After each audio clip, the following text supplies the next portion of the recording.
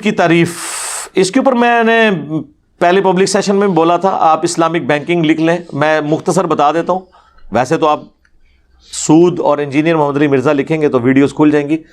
سود پیسے کے بدلے پیسہ ہے، جبکہ کاروبار میں نہ لگایا جائے بلکہ پیسے کے بدلے پیسہ لیا جا رہا ہو کہ یہ لو مجھ سے پیسے، مجھے ہر مہینے تم نے اتنا پروفٹ دینا ہی دینا، یہ ہے سود۔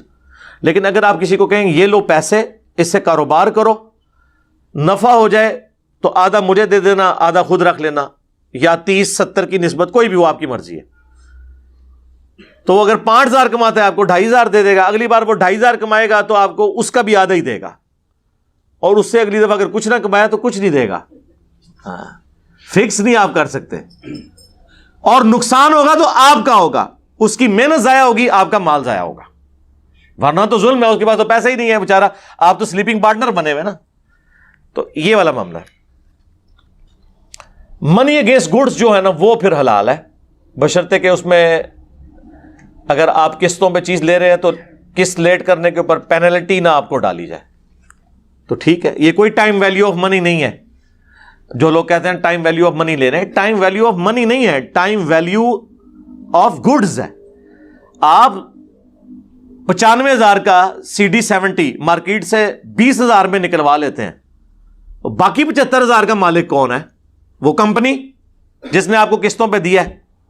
تو اس نے 75,000 کا جو آپ کو موٹر سائیکل دے دیا اپنی طرف سے آپ کے 20,000 دینے پہ، تو اس 95,000 کے 70 کے صرف 20,000 کے مالک آپ ہیں، 75,000 جو اس میں کنٹریبیوشن ہے وہ کس کی ہے؟ کمپنی کی۔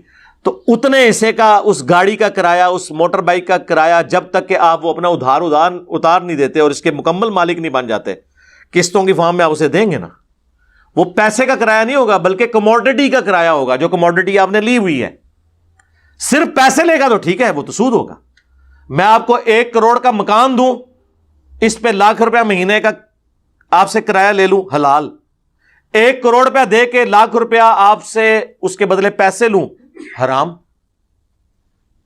کیونکہ پیسے کے بدلے پیسہ ہے۔ ہاں، اگر میں کہوں کہ 1 کروڑ لگاؤ کاروبار میں، جو بھی کماؤ گے اس میں سے اتنا میرا اتنا تمہارا، لیکن وہ پرسنٹیج ہوگی، یہ نہیں کہ جو بھی کمائے گا لاکھ تے منو دیں اتنا تو رکھ لیں، نہ۔ اگر اس نے کمائی 1,00,000 ہے تو اپنا 50,000 تو رکھے گا نا وہ، اور اگر کمائی 50,000 ہے تو 1,00,000 نہیں دے گا آپ کو، 25,000 دے گا، 25,000 اپنا تو رکھے گا نا، یا جو بھی آپ طے کر لیں۔ تو یہ آپ سمجھیں۔ باقی جو غامدی صاحب نے ایک بات کی تھی نا جی، سود دینا جو ہے نا یہ گناہ نہیں ہے، سود لینا گناہ ہے۔ حالانکہ پی ٹی وی پہ ان کے جب شروع کے پروگرام میں آپ دیکھیں یوٹیوب پہ رکھے ہوئے ہیں، اس وقت تو وہ کہتے تھے جس طرح زنا بالجبر اور زنا بالرضا دونوں حرام ہے، چونکہ اس سسٹم کو سپورٹ کرنا ہے، اس طرح سود لینا اور دینا دونوں حرام ہے۔ اب انہوں نے آ کے پتہ نہیں ماڈرن لوگوں کو خوش کرنے کے لیے یہ ایک نئی پک نکال دی ہے تاکہ لوگ سودی قرضے لینے شروع کر دیں کہ جی سود دینے والا گناہگار نہیں ہوگا، وہ تو بیچارہ مجبور ہے، سود لینے والا گناہگار ہوگا۔ تو بھئی آپ بھی تو سسٹم کو سپورٹ کر رہے ہیں نا،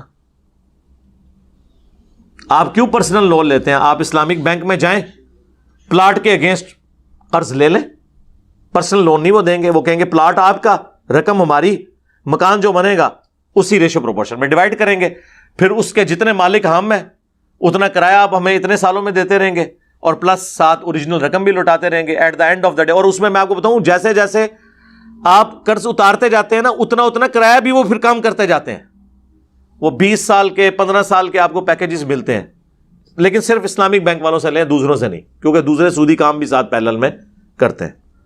باقی میری ویڈیوز دیکھ لیں۔